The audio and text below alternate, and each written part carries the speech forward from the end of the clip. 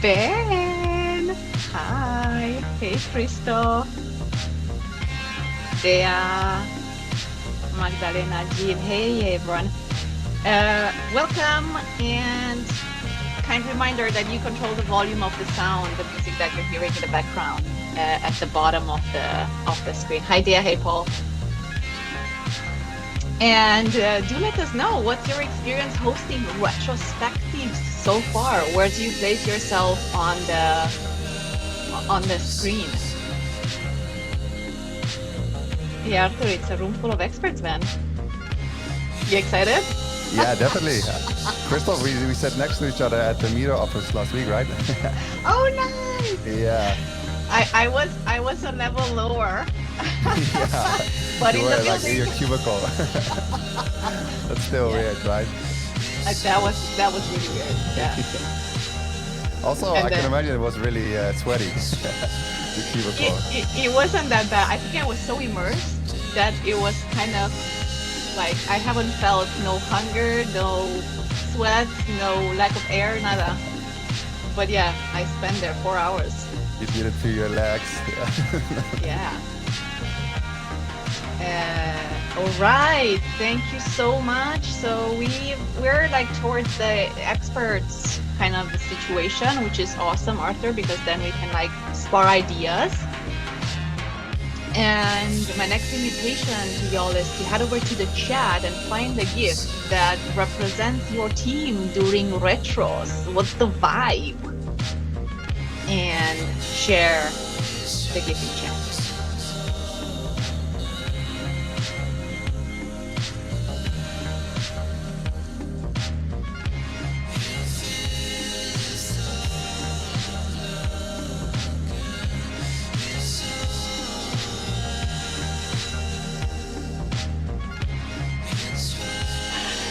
Wow, dude, that's intense.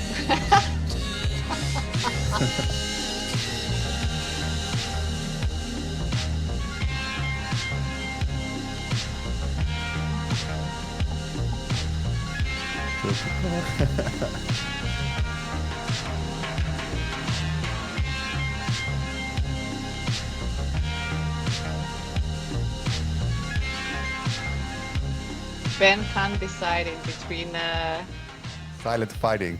silent like, fighting. All right, let me kill the music. Thank you so much. Keep them coming, please. They are a feast to the eyes. Welcome, everyone. My name is Anna Maria, if we haven't met before.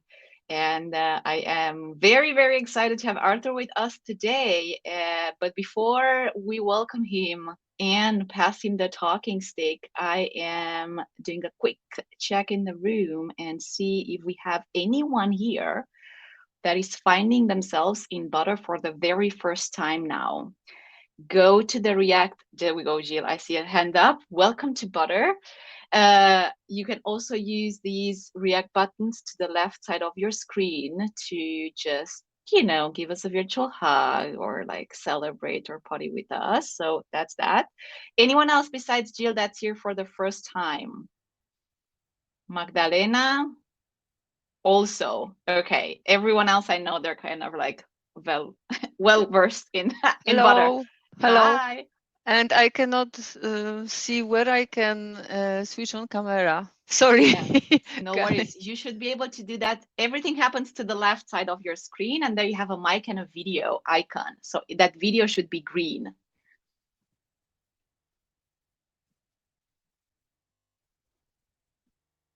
Let us know. You can also press the letter There we V on go. your keyboard. Here we go. Or the letter V there. Arthur. Point for you, my friend. Point for you. All right, so we are recording this session as we do with all of our community workshops. We're sharing them on YouTube and with the community for anyone who cannot make it live. So I just want to mention that. If you're more comfortable keeping your cameras off, that's also perfectly fine. And I am stoked to have Arthur with us today. Arthur, thank you so much for accepting my invite to host us and to talk about retrospectives. It's the end of the year, and it's usually a great time to enter that reflective mode. And what better way to do that than with a retrospective? And Arthur, if you don't know him yet, he's the founder of Workshop Wednesday, where he is teaching teams to work better together with each other and also together with their customers. And since 2010, what is that, 12 years, Arthur has helped teach over 200 people and teams to create healthy team habits so they can build digital products that their customers love. Did I do a good job at introducing you, Arthur? Feel free to take it away. Yeah, thank you for that.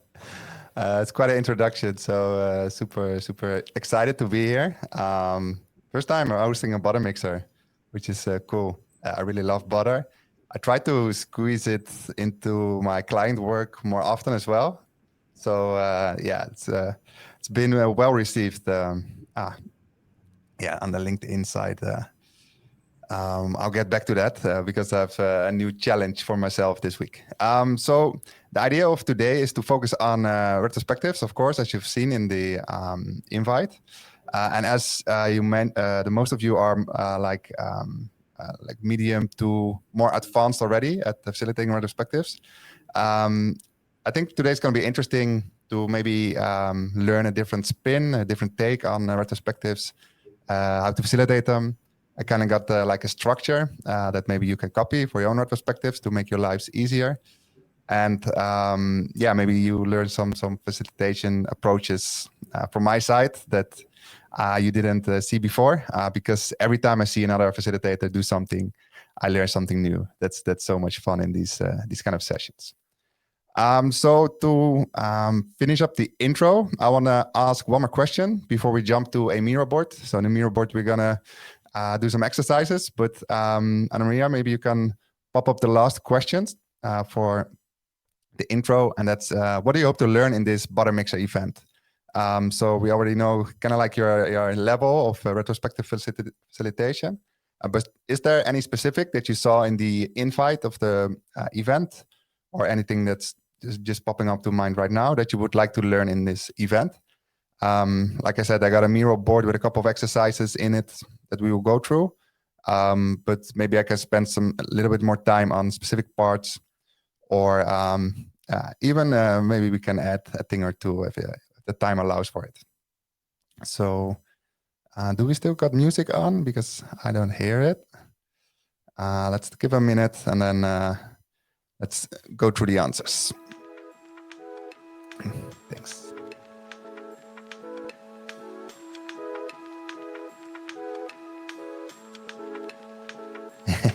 Christmas special, I don't have it, but there are some good people on LinkedIn. The virtual agile coach probably has one, or maybe Dave Westgard. So they're really good with themed retrospectives, like TV shows and series. My retrospectives are more like, yeah, I would say like action-packed, which theirs are no, mine are more like around topics like atomic habits, or like popular concepts made simple. I would say that's a better way to phrase it. So let's run through it. So to run retrospective with confidence, I see a lot of votes for that. So I remember the first time I facilitated my retrospective. That was in 2010, as Anna Maria said, and I was really nervous and shaky and sweaty. And sometimes I still have it, actually, that I'm kind of like before a retrospective or a workshop, that you got like the good nerves. So I've learned to use those like this dopamine hits, or how do you call it, those adrenaline rushes in a positive sense. And that's because I use a lot of structure to make my life easier. So I'm going to help you with that in a sense. And learn further techniques and ideas to add into your retro toolbox aligns with that. I like to have I like to be over prepared and under structured. So I have like a fully worked out Miro board, but if I see that it makes sense to go in a different direction, then we go in a different direction. And because everything is there, I'm happy to do so, because I know that it's easy to adjust and work with the participants of the retro. How to make retrospectives exciting for people. Yeah, that's, I think, something we will cover as well as today. And that's mainly in the sense that we're going to work with the pains and the ideas of the people participating in the retrospective. So before, I used to come up with a topic that I thought was fun to do.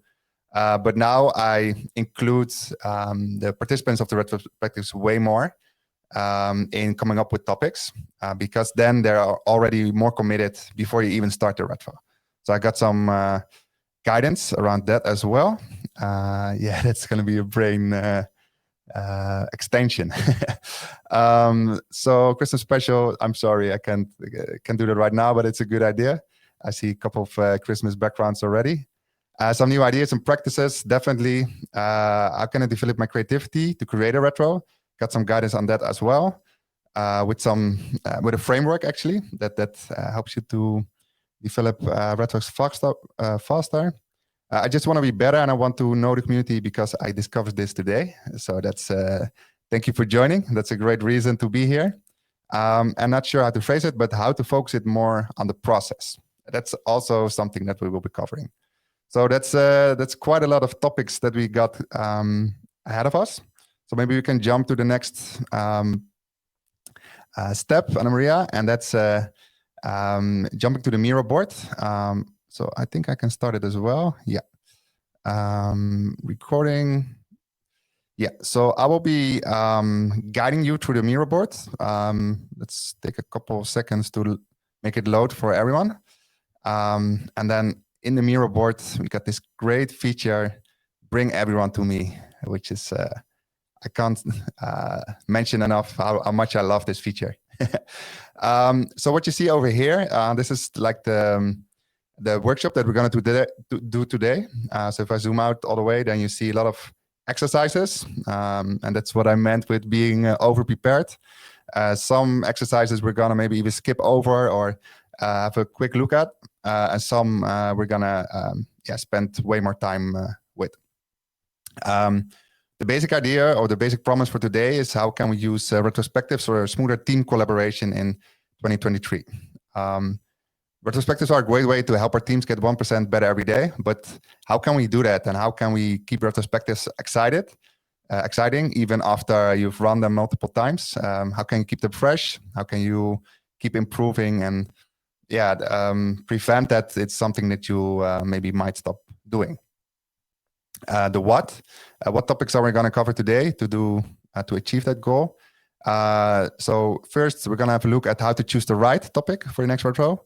Then we're going to have a look at how to phrase that topic as a question or as a challenge, because everyone likes a challenge. And then if you start with that for your retrospective, then everything else becomes easier. This is actually 50% of the hard work in designing retrospectives.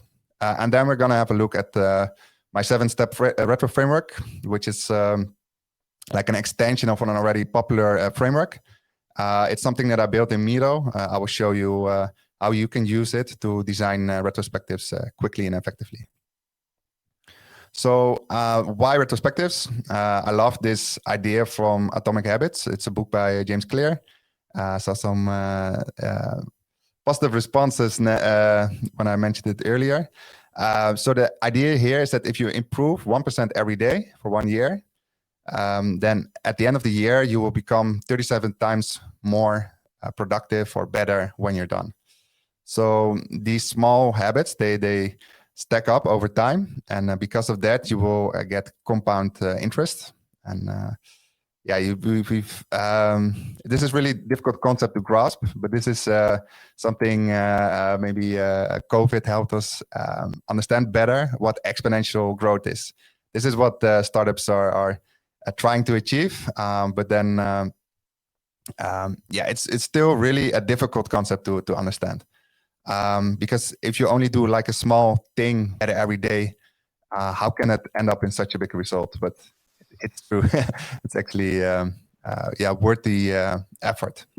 So who do you do retrospectives with? Well, your team. You need a facilitator. That's probably you if you're joining this session. When do you do it? Sorry, I just want to say that I have bigger problem to find this 1% every day, like what I can do every day.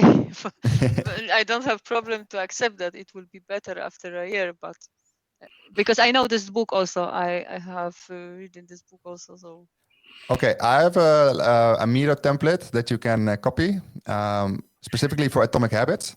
I will link it later in the session as well.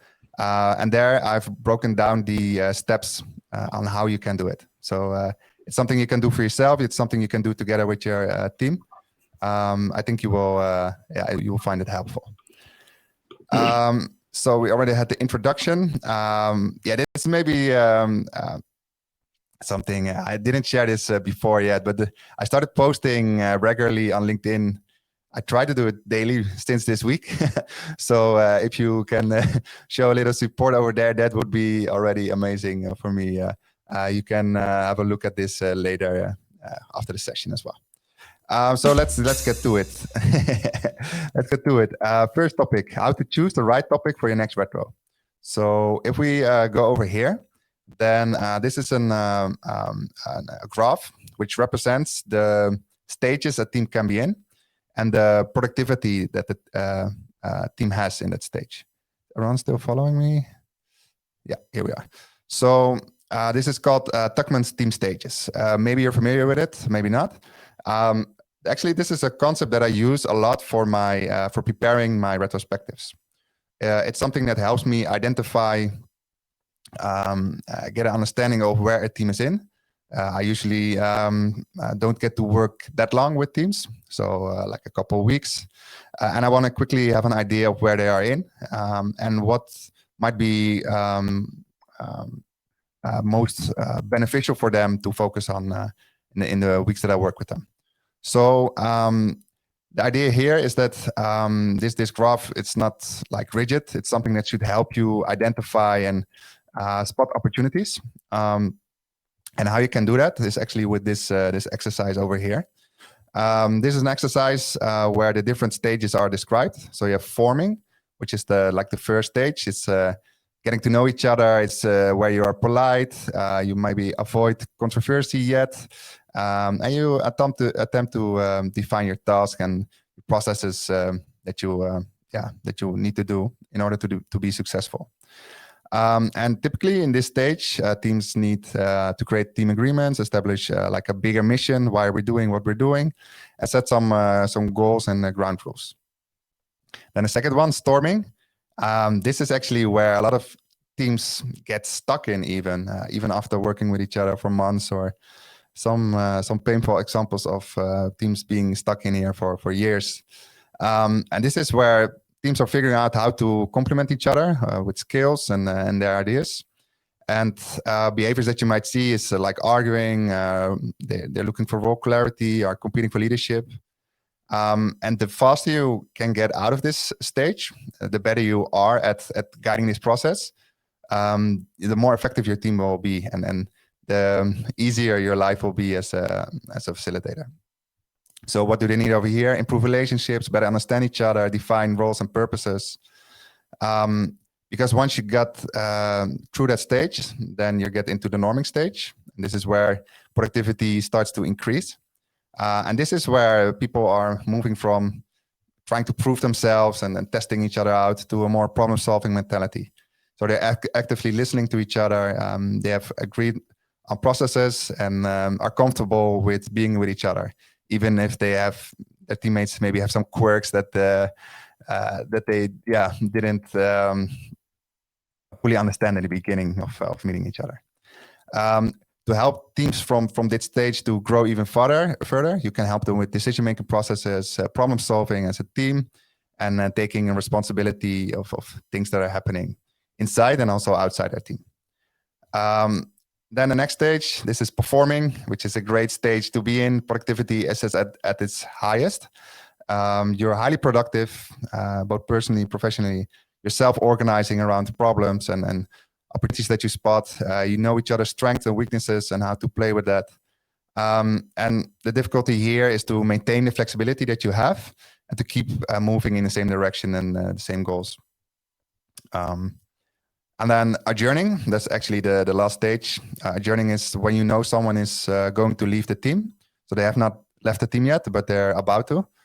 Maybe a week from now, maybe a couple months from now, but you know it's going to be different pretty soon. So that's why you see people maybe grieving or the momentum slows down. People get restless. What you can help teams here with is to evaluate their efforts they made together, to celebrate their successes, to tie up loose ends, and also to capture best practices. You don't want to lose the knowledge of that person as much as possible. So for every stage, you can use retrospectives regarding the needs to help the team get better or get through that stage and to grow in a sense. Retrospectives are great for every of these stages, for every of these needs. And if you use this model, you actually are using retrospectives more on kind of like the relationship building, maybe some mindset concepts that you're using, and sometimes a little bit about practices and tools that the team are using. But mainly it's around how can we work better together, which is a great way to grow as a team. So that's his model. And I would like to ask you to brainstorm for yourself with the Post-its, the sticky notes at the top, what opportunities you see for your team. So grab a sticky note.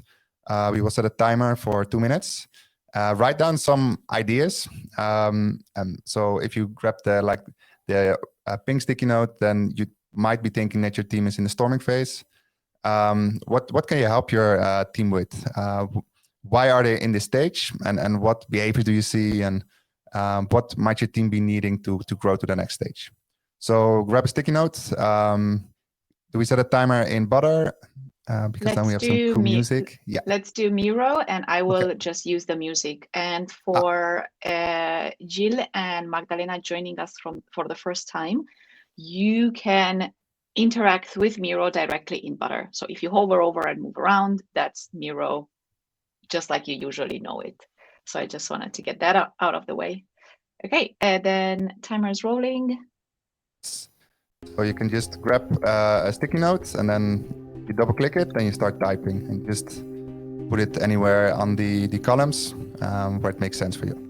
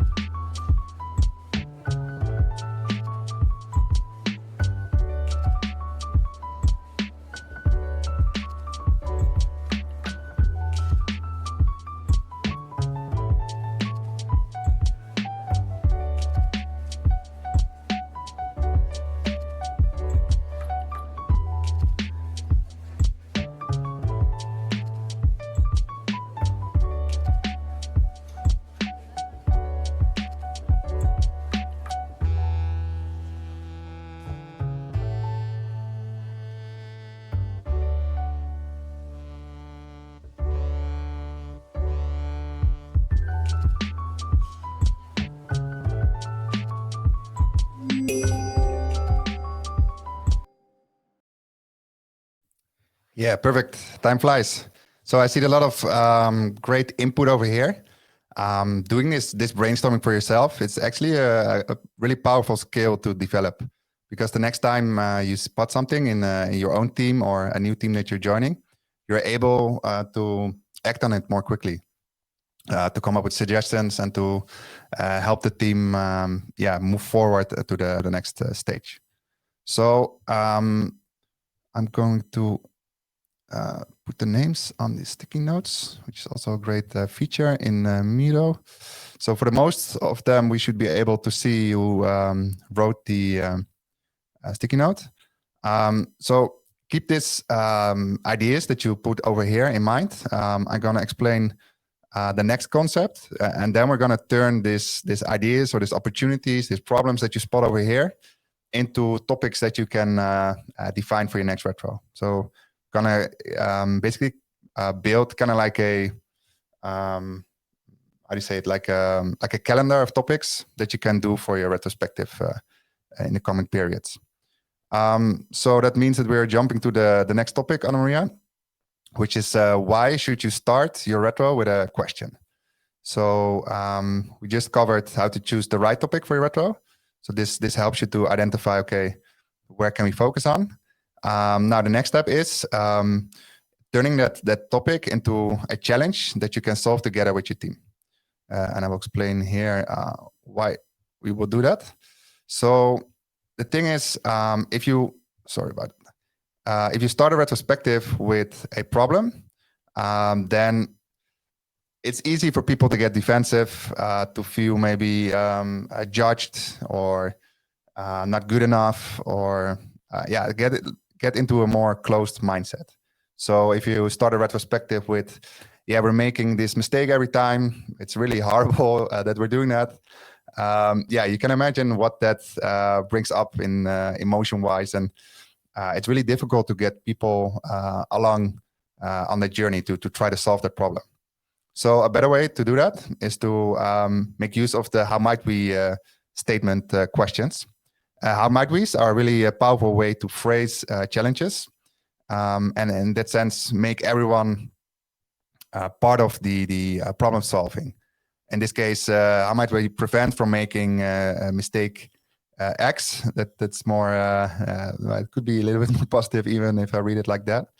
But the basic idea here is that how might we's, they help you reframe the biggest challenge without prescribing a solution yet. So how suggest that we do not have the answer yet, and it helps us to explore instead of just executing on what we think the solution might be.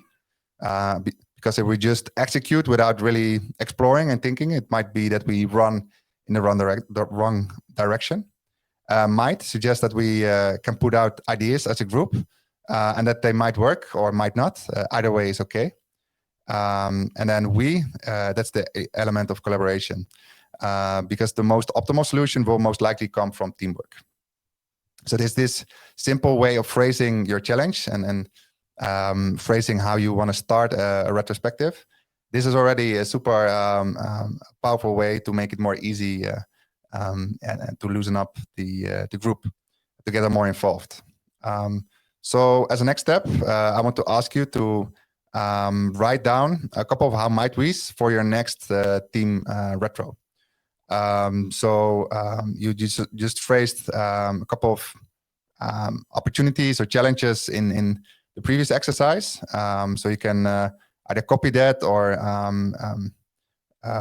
just brainstorm out of what you've got in your head, and then write down a couple of how might we's which you think might be useful for your team. So you start with HMW or how might we, and then you fill in the blanks.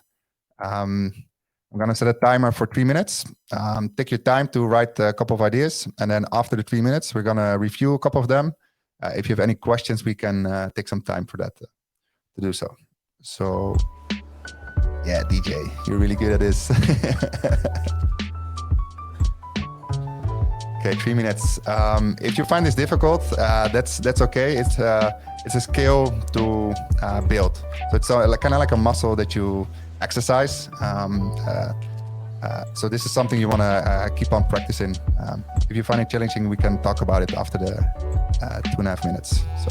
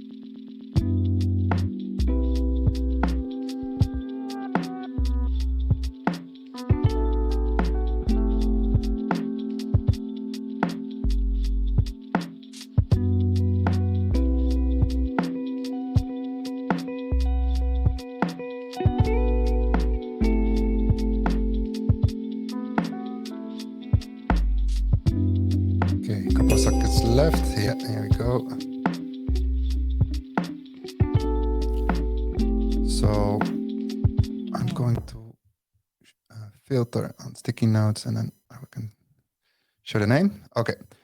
So I'll bring everyone to me again. So great input. I just copy and pasted this extra slide because I remembered that I got it. So if you feel stuck with writing Mitri's, then there are a couple of ways to improve them. You can boost the positive, or you can expect the opposite. You can slice down the bigger problem into smaller problems, question assumptions, break the status quo, create an analogy, and identify unexpected help.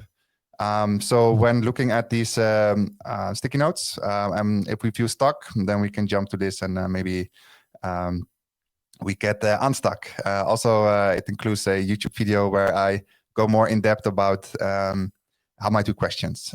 There's actually a workshop about that as well. So for now, I would like to choose a couple of how might we notes, and then maybe we can spend some time to describe your thinking process and maybe any questions that you have. So let's start with Marcos. Which one stands out for you from the things that you wrote down for yourself that you want to talk about right now, Marcos? Hi, everyone. I would like to discuss this one. How might we set an achievable goal? Cool. Why this one? Okay. Sorry for my English. I will try to No, it's do perfect. better. Go ahead. Okay. The team that I'm working on, the customer has so big expectation, and the team always say yes, yes, yes. I want this, yes. The client say I want that other, yes. How can we set achievable a goal that satisfy the customer expectation, but the team can be comfortable to go through that goal? Got it. I be clear? Yeah, definitely. That's a really difficult skill to develop, to be able to say no more often. Saying no, it's really powerful because you can achieve more if you don't do everything at the same time. But yeah, with clients, with stakeholders, sometimes you feel that if you say no, that you're rude. So while we're talking, I was typing along. So based on your original question, you could slice that up into like smaller challenges, as you might say, for your retrospective. Because then it feels less daunting, less big, and then you can solve one problem first before moving into bigger areas. So I would try to make this even more specific. So if you would focus on managing expectations, you could phrase it on something specific. So this is like slicing the problems. So the third one. If you slice it more, then it becomes easier to solve that. So instead of managing expectations for the full project, maybe there are some specific parts that you can start with. So hopefully that helps you a little bit in your journey, Marcos. Before we move to the next. Thanks. That's awesome. I have not think about that. You just resolved some big troubles I just have. Thanks. Yeah. That's amazing to hear. Happy to hear that. So slice it up into smaller chunks, and then you will make your own life easier as well. Okay, how might we promote accountability? Got some votes here. Andrea, why did you write this one down? I did because I'm having kind of issue with the new team, that we are in the process of creating a team agreement, and and to have like a way to discuss like how we're going to work. It also makes sense to me that we discuss like how we're going to make ourselves accountable for the work that we said that we're going to do. So that's kind of like why I put that down. Yeah, it's a really strong question. Yeah, because if you because this is not something you can solve on your own, right? You can say we have to hold each other accountable, but if it's not being done in the daily work, then yeah, you can say whatever you want. So by phrasing it in this way, this is a great like invitation for the team to talk about this and to see how you can handle that. So what I like to do with more sensitive topics, which this might be or might not be, it could also be just like the team members are more junior. But regarding accountability, this could be something that I brainstorm for myself and then think, okay, before introducing this to the whole team, maybe it makes sense to talk about this with one or two persons. If this would be something worth exploring in the retrospective. Because if I can get them excited, I can involve them in the preparation of the retrospective and also maybe even a little bit in the facilitation. And then I'm not the only one running the initiative. So that's what I would try to do here. Find some kind of like allies to work on that before starting the retrospective, because then in the retro itself you already broken the ice, and then it becomes easier to come up with ideas. And then I also have. Sense to me. Sorry? That makes total sense to me. Yeah. That's I'm happy to hear that. That being said, I have two templates as well that you can use, which I'm gonna paste here. So hybrid team agreements. Where are we? Oh, sorry. Yeah, here we are. Hybrid team agreements. This is a Miro template that you can use not only for hybrid teams, but just to create any team agreements. So you can take inspiration from that. When creating team agreements, I find that asking interesting questions helps the team to come up with better team agreements. So if you just say, hey, what do you want to agree with? Then you might get some answers, but maybe not the most valuable ones. But if you prepare some specific questions, then everything will become easier. So that's something you can find in that template. And then another template, which I mentioned before, is the Atomic Habits Retrospective. And this is about following up and accountability. So one part of this is about the 4 laws of behavior change, which you read in the book probably as well. I made it kind of like a workshop that you can do for yourself or your team. And also to talk about, okay, what do we do if we fail to be accountable? If that's the right phrasing, but if you're not holding up to what you agreed on, so what do we do? Do we sing a song? Do we buy lunch? Do we get fired? What else can we come up with? Because if someone comes up with that themselves, and it's something you agree on as a team, then everything else after that will become so much easier. Okay, I'm gonna pick one more example, and then we're gonna move to the last part of this workshop. Is there anything that's standing out for you, Anna Maria, that you saw that you think would be fun to talk about?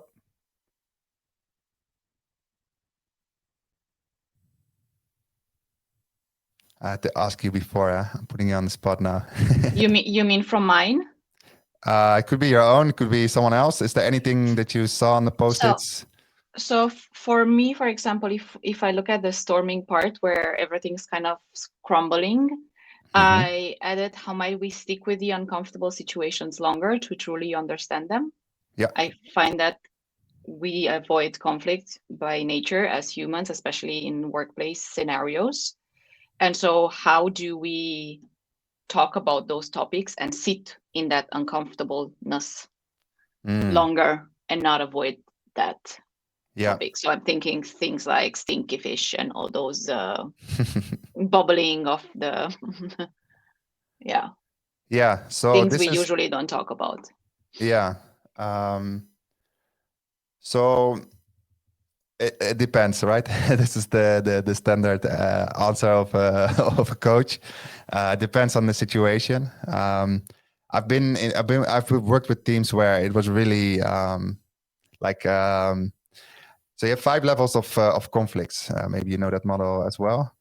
I'm gonna try to find a quick image that represents it. But you got like level 5, which is World War, and like level 1 is a problem to solve, and then anything in between. So based on those levels, I would go for different approaches. But if it's like uncomfortable because there is maybe like a high level of disagreement, or it's nearing World War. Sometimes sometimes also maybe not you who can solve it, because that's something I learned myself in the past. I try to solve it every time, and then sometimes it's not something you can solve, even with the best retrospective prepared, even with the best facilitation. So I've learned to accept that as a starter. But then you want to create that opportunity, and having a rhythm of retrospectives. So I prefer to do them weekly and then short, like 30 minutes, because then you have quick feedback loops, and then you can see if the things you want to do are actually being followed up on. So weekly retrospectives, and maybe make parts of them async, so you don't need to do everything in real time. And then in the real time moments that you have with each other, you can go really in depth quickly. That can help. And then visualizing the problem can help a lot. So, for example, there's one team that I worked with that used, to be honest, like 20 times in one sentence. And that's usually a sign that everything else that they are saying might not be so honest. So one thing that I did was, during conversations, I took score of how many times that was being said. No judgment, just to make an observation. Hey, this is happening a lot in our conversations. What's the reasoning behind it? Is there something maybe that we can do with it, or don't you feel safe maybe in the conversation? So, and actually that led to lots of valuable conversations and actions that we could take after doing that simple task of taking score. So visualizing, that's a really powerful tool. So if you ask people how happy they are with their workday at the end of every day, and you do that for 2 weeks, and then there's a lot of low scores, then you can bring that to the team and say, is this something that we're okay with, or do we want to do something about it? Awareness, definitely. And visualizing, that's a really powerful tool to make people more aware.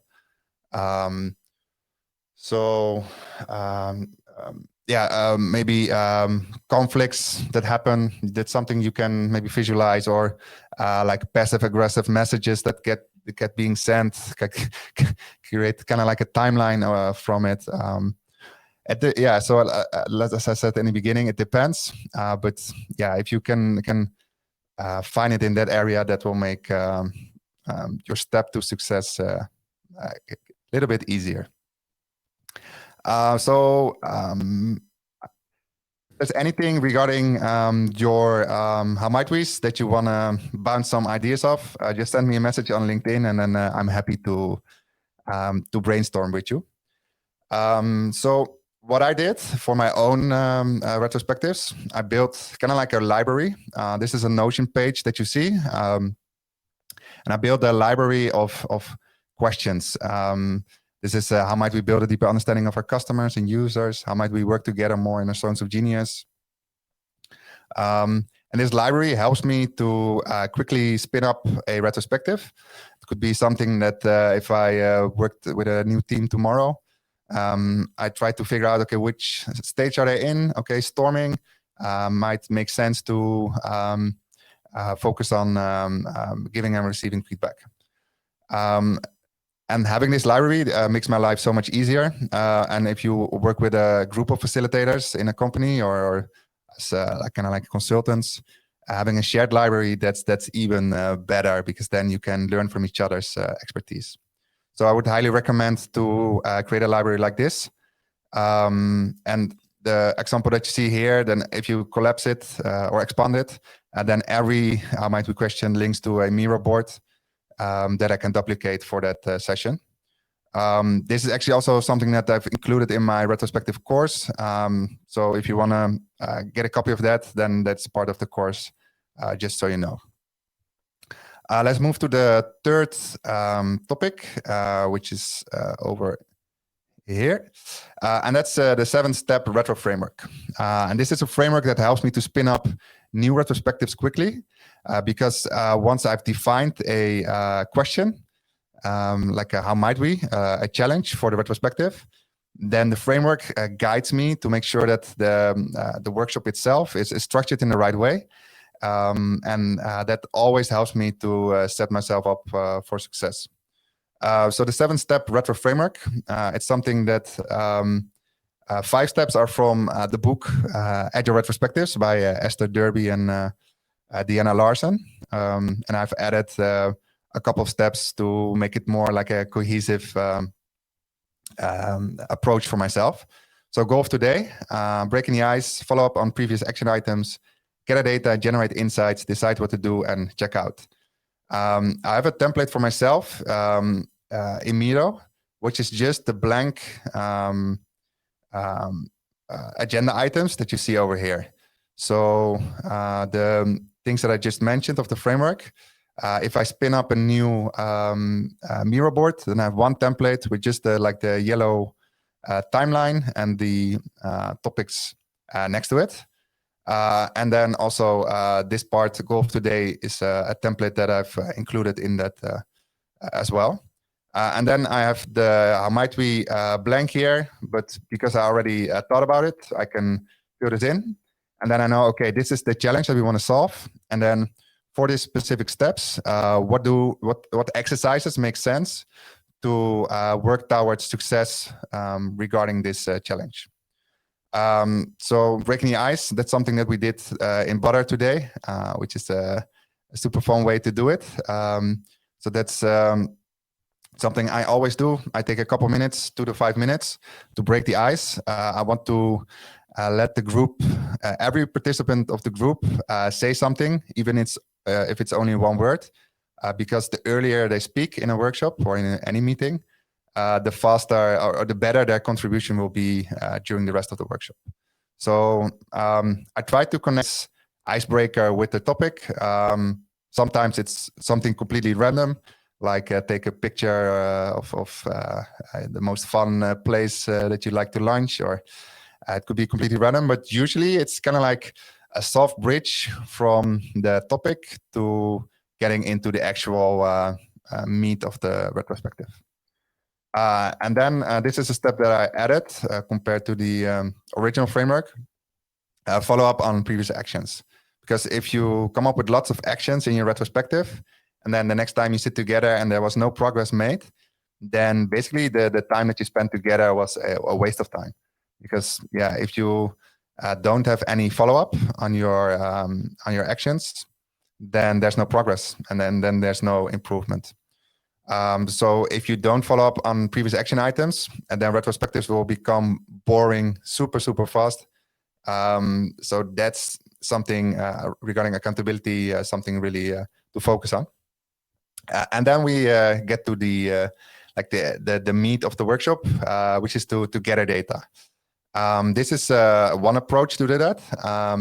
I've like a retrospective design system built for myself, and then for every stage, I've like 5 to 10 exercises that I can pick, which I think makes sense to include. So in this case, it's a learning metrics. It's a common facilitation tool where you brainstorm ideas on what you want to continue doing, change, new ideas, and then show some appreciation to your team members. And then I try to include always the instructions next to it for myself, because the next time I facilitate it, then I don't have to reinvent the wheel. And also, if other people want to make use of my templates, then it's easier. So gather data, here's where a lot of the generating ideas happens. And then once we have a number of ideas, then we could do a voting session. So with the dot voting, we see that there are a lot of votes in this case for making daily stand-ups asynchronous and then generate insights. I'll choose another exercise which makes sense to bring the data, those insights or the information and then turn it into insights. So this is an exercise called Lean Coffee. It's also a pretty popular technique where you prioritize based on the votes, make your dailies asynchronous, and then the next 8 minutes, you talk about that. And if time's up, then you can either decide together that you want to continue for 4 minutes or no, let's move on to the next topic. So I try to figure out a way to start from this how might we challenge and then create like a cohesive story to get to deciding what to do. Because then, this is a really important part. If you have lots of ideas and opportunities and issues that you want to solve, what are the actual actions that we're going to take? And then you see again the same template that I showed before. So the blue box, it's the same as the one here. But in this case, we're going to create actions for the next week. And the first blue box that we saw were the actions that we had previous week. So here you can really flesh out what you want to do. What's the desired outcome? How can we see the results? What's the deadline?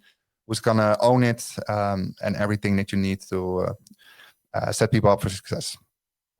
And then I always do a checkout, which is a great bridge to today's checkout. In this case, I'm going to ask you, now what? So what's your next step? That's something we're going to do in Butter. But before we do that, let's wrap up the topics that we covered today because time flies fast. We use Retrospectives for smoother team collaboration in 2023. We talked about 3 things: how to choose the right topic for your next retro. We talked about the Tuckman's 10 stages: forming, storming, norming, performing, and how to brainstorm ideas for possible improvements for your team in that stage. Then we used the how might we question framework to rephrase the problem or the opportunity that you see for your team into a challenge that they can solve together. And these 2 steps, this is really a big part of the work in preparing a retrospective. Because once you have that and the 7-step retro framework, it's just an exercise of putting together the right things to do during the workshop to get there. And it's easy to spot if something is not fitting into the topic of the retrospective. So this is the things that we covered today. So what? The idea is to help our teams get 1% better every day and be 37 times more productive by the end of the year. So let's do the checkout in Butter. And then we have got like a couple of minutes left to do a Q&A if possible. So now what? What's your next step? What are you going to do after this session? So hopefully you got some inspiration to do after the session. If you don't have any inspiration, that's also fine. Then write that down. Do nothing. But go ahead. Yes, thanks for the music.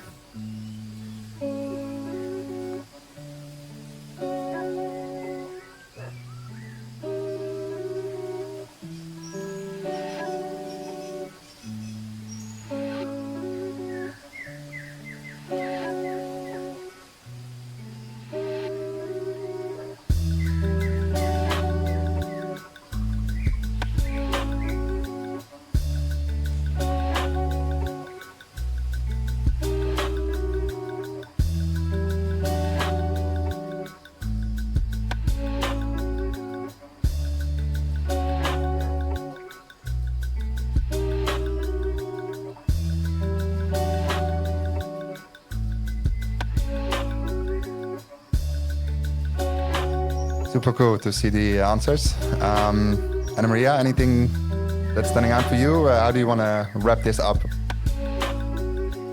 So maybe we do have a couple of questions in the chat. So I would leave the poll open, and if you still want to reflect and add to the poll, but maybe we can go back to the main chat. And Paul was asking, is there a maximum team size for a weekly 30 minutes retro? Yeah, so the best amount of people in a team is, I think it's 4.6. So if you can work with that. But basically, if I would recommend to keep it like to 7-8 people max, because if you have more people in the room, then there are more lines of communication, and it's going to be more difficult to get to results.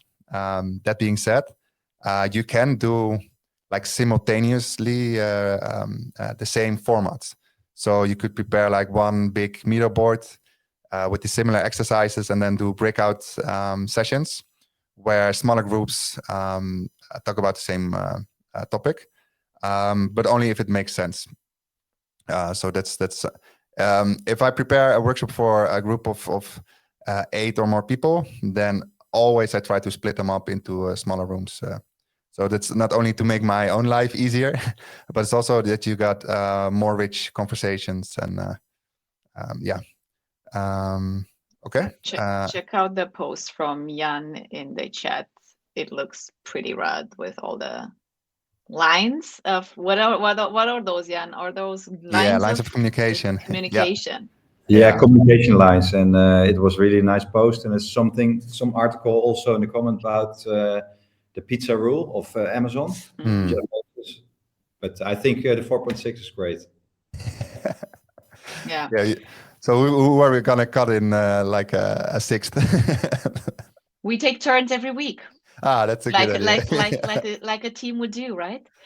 And then I was also wondering if you've played around a bit with covering some of these parts asynchronously, also to maximize the time we have together to actually debate and bounce off ideas and, not rush through that. How's that working? Yeah, that's working really well. So especially the first stages, so the icebreaker and gathering data, you can do that asynchronously most of the times, and then even the next steps, some of them you can also do asynchronously. So that's the thing I love about Miro. Is that once you have the outline there, the design of the workshop, then based on how you bring it to the team, a lot of things you can do asynchronously. But then the challenge part is to let people actually do the pre-work and do the async part. But it's also a skill and a habit that you can build with your team. So what I do now a lot is so, for example, next week I'm going to do an OKR workshop with a team, and today I sent a video, Loom video, to them where I walk through the Miro board, explain what we're going to do. I have 2 big red arrows: pre-work, and that's what they have to do as pre-work. And then in the email that I sent them, I include the Loom video, I include the Miro board, I include direct links to the pre-work in the Miro board. So if you right-click a frame, then you can copy a link to the frame, and then you jump directly to that frame. So there are no excuses to not do the pre-work. I include it in the calendar invite. It's in an email. I remind them again 2 days beforehand. And maybe also what happens if they don't do the homework, right? Yeah, so that's something that bad thing that happens, right? Yeah, that's something I just let it happen, and then they get their teammates are not happy with it. So that's also something regarding uncomfortable situations. I give space for that in the beginning as well. If someone didn't prepare and others are maybe hurt is a little bit like a big word, but if others are being slowed down because of that, that's something I take time for, definitely in the beginning of a session. And right. not to, we have to wrap it up. We're wrapping it up, but whoever has any extra questions for Arthur, I'm sure he wouldn't mind. Arthur throwing you on the bus. He wouldn't mind you approaching him either on LinkedIn or staying for 2 or 3 minutes in the session. But other than that, we're at time. Really interesting to see what you can cover in an hour when you have a good structure. So that's also kind of like also my takeaway for retros. If you have a good structure and you have a pace and time boxing, you really can get things done in a short amount of time.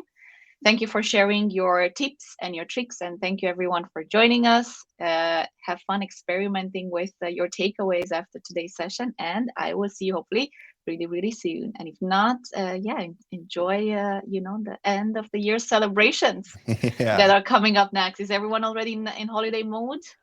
I know Not yet. I am. So Not yet. I feel it. I feel it. I'm there. Yeah. I'm struggling. Oh, Ben, looking thank you good. so much. Thank you so much, Arthur, and thanks everyone. Enjoy the rest of your day. Thank you, everyone. Bye-bye. Thank you.